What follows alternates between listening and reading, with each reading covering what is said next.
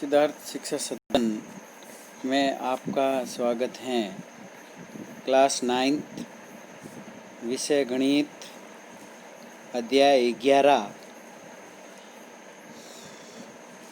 रचनाएं।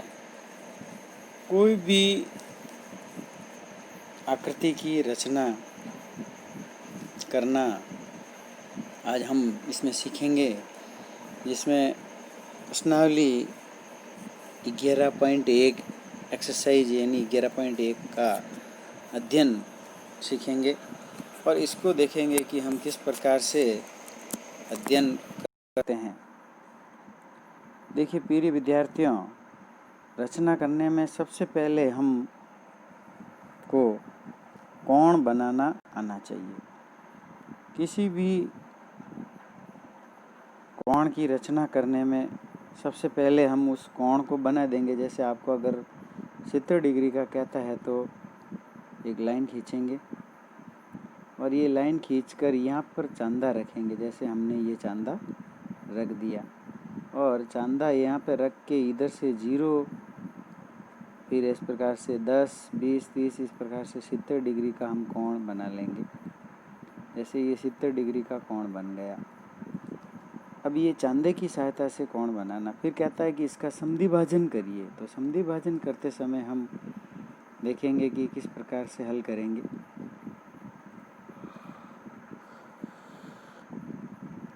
एक दिए हुए कोण के समद्विभाजक की रचना करना। एक कोण ABC दिया हुआ है जिसको हम किस प्रकार से बना सकते हैं। जैसे कि एक कोण ABC दिया है, हम इसका समद्विभाजक की रचना करना चाहते हैं। जैसे ये कोई कोण दिया हुआ है, यहाँ पे लिख दिया है A, B और C। अब देखिए इसकी रचना करने में हमने सबसे पहले BC हमने एक रेखाखंड खींचा और B बिंदु को केंद्र मानकर कोई भी त्रिज्या का एक चाप लेकर हमने एक बनाया। फिर हमने 70 डिग्री का काट दिया और इस प्रकार कोण बन गया। अब देखिए रचना के चरण में सबसे पहले पॉइंट लिखेंगे हम। पहला, B को केंद्र मानकर तथा कोई त्रिज्या लेकर एक चाप लगाइए जो कि किरण BA और BC को क्रमशः मान लीजिए E और D पर प्रतिच्छेद करता है। देखिए आकृति में बताया हुआ है इस प्रकार। पुनः दूसरा पॉइंट लिखेंगे। पुनः D और E को केंद्र मानकर तथा 1/2 DE से बड़ी त्रिज्या लेकर चाप लगाइए जो कि एक दूसरे को F पर प्रतिच्छेद करता है। इस प्रकार तीसरा पॉइंट है, किरण BF खींचिए जो कि आकृति में 11.1 के सेकंड में बताए हैं। यही किरण BF कोण ABC का अभिष्ट समद्विभाजक होगा। अब देखिए हम इसके अंदर बताते हैं, आकृति में देखते हैं और जब हम इस आकृति में देखेंगे तो हमें पता लगेगा। तो सबसे पहले हम BC एक भुजा खींचेंगे और B को केंद्र मानकर हम एक चाप काटेंगे और चाप काट कर फिर यहाँ से एक कोई भी कोण बनाते हुए एक रचना कर लेंगे। तो ये A, B और C, ये इस प्रकार आपके कोण बन जाएगा। अब आपको अगर इस कोण का रचना करने का कहता है तो आपको प्रकार को क्या करना है कि एक BC को केंद्र मानकर यानी B को केंद्र मानकर एक आधे से कम को प्रकार को लेंगे और एक चाप काट देंगे। ऐसे इस प्रकार एक चाप काट कर अब D बिंदु ले लेंगे यहाँ पे और यहाँ E बिंदु ले लेंगे। ये D बिंदु। अब D को केंद्र मानकर हम प्रकार को यहाँ पे रखेंगे और वो आधे से कम खुला हुआ है ये, और एक चाप यहाँ पे काटेंगे। फिर E बिंदु से भी इस पर एक चाप काटेंगे जो ये प्रतिच्छेद करेगा। इसको B बिंदु से मिलाते हुए हम एक रेखा खींचेंगे। ये इसका समद्विभाजन कहलाएगा। इस प्रकार इसका समद्विभाजन बन जाता है। और जब संधि भाजन हो जाता है तो अब हम देखते हैं कि इसका संधि भाजन का अर्थ हुआ कि कोण, यहाँ पे हमने एक बिंदु दे दिया F और एफ बी यानी एफ बी सी इसका मान और एफ बी ए का मान हमेशा बराबर होगा। यानी इस कोण का मान और इस कोण का मान हमेशा बराबर होगा, यानी ये दोनों कोण बराबर होंगे। इसको इस प्रकार से भी लिख सकते हैं, एफ बी सी बराबर है एफ डी ए, ये दोनों आपस में कोण बराबर होंगे। उल्टे भी लिख सकते हैं, सी बी एफ भी लिख सकते हैं, ए बी एफ भी लिख सकते हैं, एफ बी बी है, एफ बी ए यानी ए बी एफ भी लिख सकते हैं। ये तो कोण है जो आपस में समान है। इस प्रकार आइए हम देखें कि इस विधि से कोण संधिभाजक किस प्रकार प्राप्त हुआ। तो हम आगे देखेंगे तो आएगा डी एफ और ई एफ को मिलाइए। अब त्रिभुजों बी ई एफ तथा बी डी एफ में बी ई बराबर बी डी एक चाप की त्रिज्या है। ई एफ और डी एफ भी समान त्रिज्या वाले चाप है, अर्थात बी एफ बराबर बी एफ उभयनिष्ठ हो गई। और इसीलिए अतः कह सकते हैं कि त्रिभुज बी ई एफ सर्वांगसम है बी डी एफ, यानी एस एस एस नियम से। तो इससे प्राप्त होता है कि कोण ई बी एफ बराबर है कोण डी बी एफ, यानी सिप्लिसिटी नियम से ये बराबर होंगे। अर्थात आपको तो एक सीधा चीज़ समझनी है कि मैं वापस बता दूं आपको कि अगर आपको कोई भी कोण की रचना करने का कहता है तो आप सबसे पहले तो कोण बना दीजिए। अब कोण बनाने में अगर प्रकार की सहायता से कोण बनता है तो प्रकार की सहायता से 15 के पहाड़े से, यानी 15 30, 15 45, 15 चौक 60, 15.75, 15 छः 90, 15 7 105, 15 8 120, 15 9 135 और 15 10 150। ये कोण इनमें कोणों की रचना प्रकार व पटरी की सहायता से होती हैं। और इसके अलावा अगर 40 डिग्री का कहता है तो प्रकार और पटरी की सहायता से नहीं होती हैं, उसका चांदे से बनाना पड़ेगा आपको। तो जब चांदे से बनाएंगे तो भी ये संधिभाजन कर सकते हैं, चांदे की सहायता से इस कोण का बना सकते हो और संधिभाजित कर सकते हो। तो भी आपको सबसे पहले कोण बनाना है। जैसे आपको अगर 30 डिग्री का बनाना कहता है तो सबसे पहले हमने एक रेखा खींच ली, कोई भी नीचे कोई भी नाप की, और इसको नाम दे दिया ए बी। अब ए को केंद्र मानकर हम क्या करेंगे, आधे से प्रकार को कम खोलेंगे और एक इस प्रकार से चाप काट देंगे। अब सी बिंदु को केंद्र मानकर प्रकार की नोक को सी बिंदु पर रखेंगे और इतना प्रकार खुला हुआ है, पहला चाप काटेंगे तो ये कितने डिग्री को बताएगा, यानी ये 30 डिग्री के कोण को बताता है। ये यानी 30 डिग्री के कोण को बताता है। अब कहता है कि इसका आप संधिभाजन कीजिए। तो जब आप इसका संधिभाजन करेंगे तो आप यहाँ पे डी बिंदु लिख देंगे। अब सी को प्रकार की नोक को रख के आगे एक चाप काटेंगे और डी बिंदु से भी प्रकार की नोक को रख के आगे एक चाप काटेंगे। इस प्रकार एक चाप काटेंगे तो ये प्रतिच्छेदी बिंदु प्राप्त होगा। और ये अगर प्रतिच्छेदी बिंदु प्राप्त होता है तो इसको हम ए से ई बिंदु को मिला लेंगे, ये इस प्रकार से।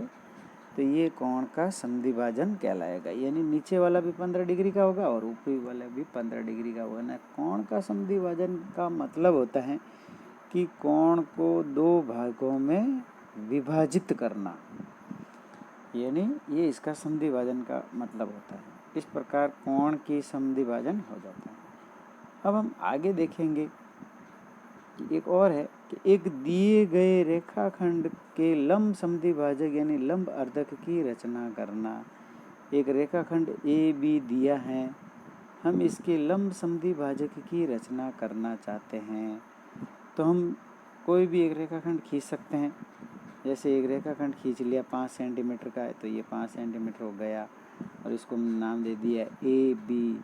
और इसका अगर समद्विभाजन करना है तो आपको सबसे पहले ए पर प्रकार रख के आधे से ज़्यादा प्रकार खोलेंगे, यानी यहाँ तक खोल लेंगे, और एक चाप ऊपर की तरफ और एक चाप नीचे की तरफ, फिर बी बिंदु पे रखेंगे और वापस इसको ऐसे काट देंगे इस प्रकार। ये तो इस प्रतिच्छेदी बिंदुओं को इस प्रकार से मिला लेंगे, तो ये जो केंद्र बिंदु प्राप्त होगा सी, वह हमारा इसका समद्विभाजन, इस रेखा का समद्विभाजन कहलाएगा। यानी अब नापेंगे तो हमारे पास में आ जाएगी AC बराबर CB, ये मान प्राप्त हो जाएगा। अब इसकी रचना में भी आपको सबसे पहले लिखना, जैसे ये कहता है कि पहला पॉइंट कह रहा है कि A और B को केंद्र मानकर तथा 1/2 AB से अधिक त्रिज्या लेकर एक रेखाखंड AB के दोनों ओर, वही बताया मैंने, आधे से ज़्यादा खोलना है प्रकार को, दोनों ओर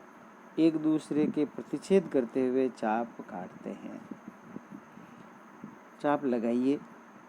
अब हम मान लीजिए कि ये चाप एक दूसरे को P पर और Q पर प्रतिच्छेद करते हैं, तो फिर PQ को मिला दीजिए, तो हमारे इस रेखा का समद्विभाजन प्राप्त हो जाएगा। मान लीजिए PQ AB को बिंदु M पर प्रतिच्छेद करता है, तब रेखा PMQ AB का अभिष्ट लंब समद्विभाजक है।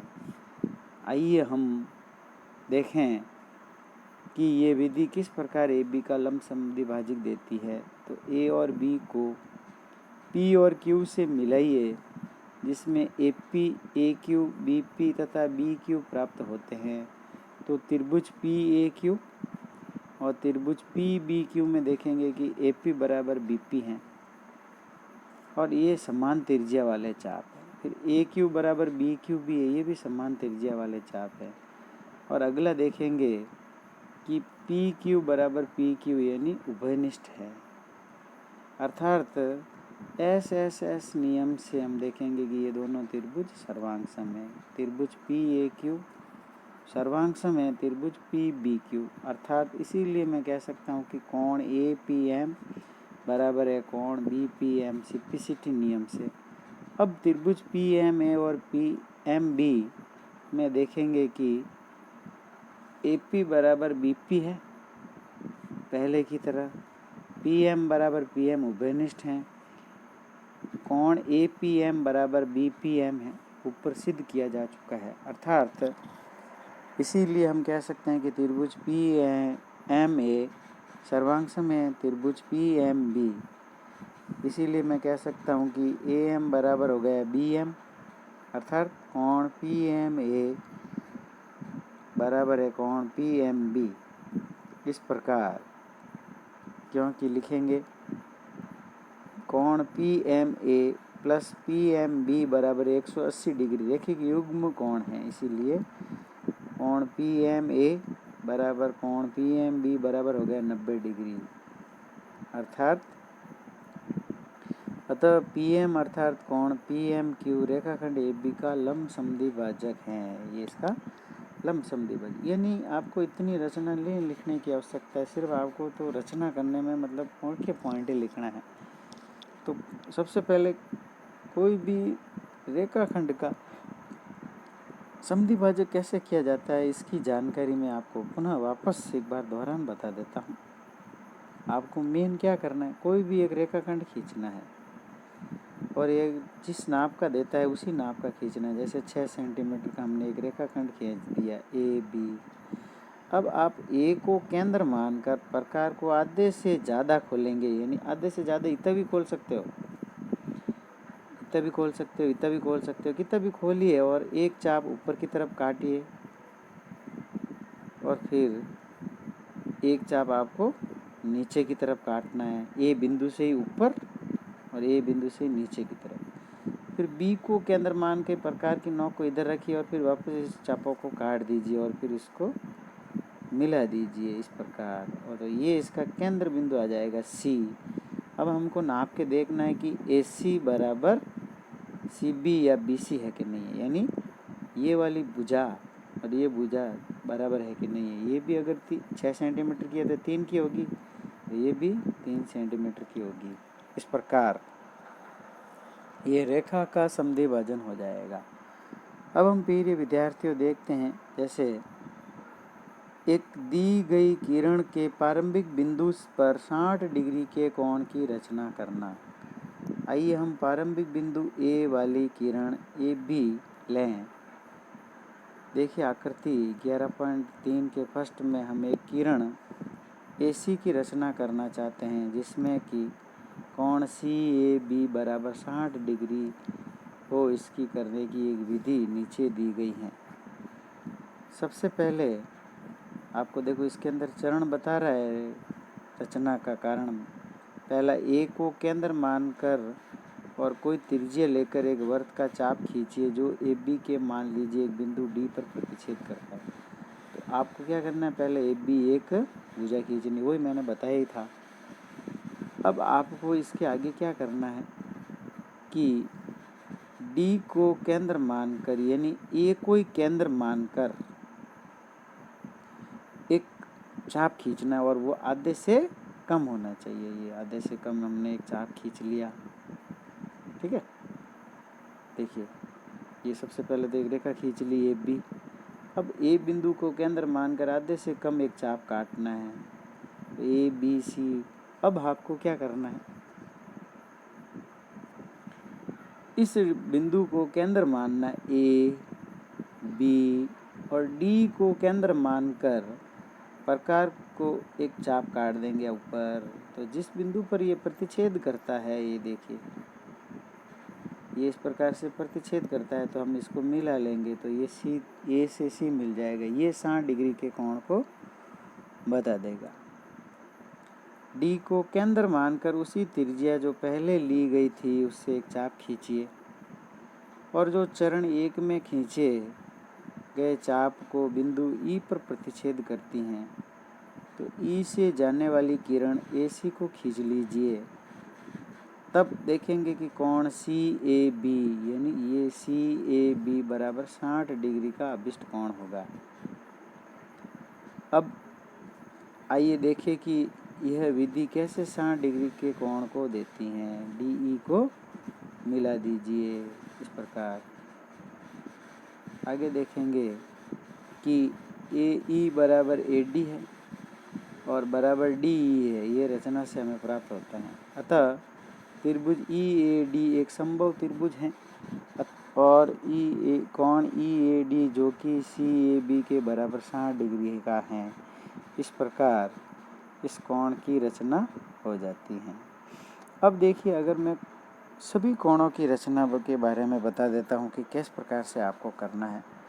जैसे सबसे पहले अगर कोई भी कोण की रचना करने का कहता है तो आपको एक रेखा खींचनी है। देखिए जैसे मैंने एक रेखा खींच ली और ये कोई भी नाप की ले सकते हो। अब आपको कोण की रचना करने में प्रकार को आधे से कम खोलना है, पर जब आधे से कम खोलेंगे तो यहाँ पर एक चाप काट देंगे इस प्रकार से। ये पूरा चाप काट दिया जैसे। अब आप वापस प्रकार की नोक को हम इस बिंदु पे रखेंगे, यानी सी बिंदु पे रखेंगे और यहाँ पे पहला जब चाप काटेंगे तो ये कितने डिग्री को बताएगा, 60 डिग्री को बताएगा, यानी डी ये 60 डिग्री को। अब आपको जैसे 120 का बनाना है तो आगे और एक चाप काट देंगे तो ये कितने का बता देगा, 120 का बता देगा। अब आपको 90 डिग्री का अगर बनाना है तो आप क्या करेंगे कि एक रेखा खींचेंगे, जैसे ये रेखा खींच ली और आधे से कम एक चाप काट दिया। ये बिंदु ले लिया, ये बी ले लिया और ये सी ले लिया। पहला कोण 60 डिग्री को बताएगा, दूसरा चाप 120 को बताएगा। अब 60 डिग्री से एक चाप ऊपर की तरफ काटेंगे और 120 से भी ऊपर की तरफ काटेंगे तो ये बताएगा कितने डिग्री का, 90 डिग्री का। इसको मिला लेंगे। ये डी, यानी DAB यानी कितने डिग्री का कोण है? 90 डिग्री का कोण। ये 90 डिग्री के कोण की रचना हो गई। इस प्रकार से 45 डिग्री की करनी है तो पहले आपको 0 डिग्री से और 90 डिग्री से एक चाप काटना। 90 से 0 से काटेंगे तो यहाँ कटेगा और 90 डिग्री से काटेंगे तो यहाँ कट जाएगा और फिर इसको मिला लेंगे तो ये 45 डिग्री के कोण को बता देगा। अब 60 और 90 के बीच में 90 और 60 150 75 डिग्री का बनाना है तो एक 60 से लेना है और एक 90 से लेना है तो यहाँ चाप कट जाएगा तो ये 75 डिग्री के कोण को बता देगा। इस प्रकार कोणों की रचना हो जाती है। प्रिय विद्यार्थियों, आप चैनल को ज़्यादा से ज़्यादा लाइक करें, सब्सक्राइब करें तथा एक दूसरे के बताएं, सब्सक्राइब भी कर दें ज़्यादा से ज़्यादा और लाइक करें, शेयर करें। Thank for video watching. धन्यवाद।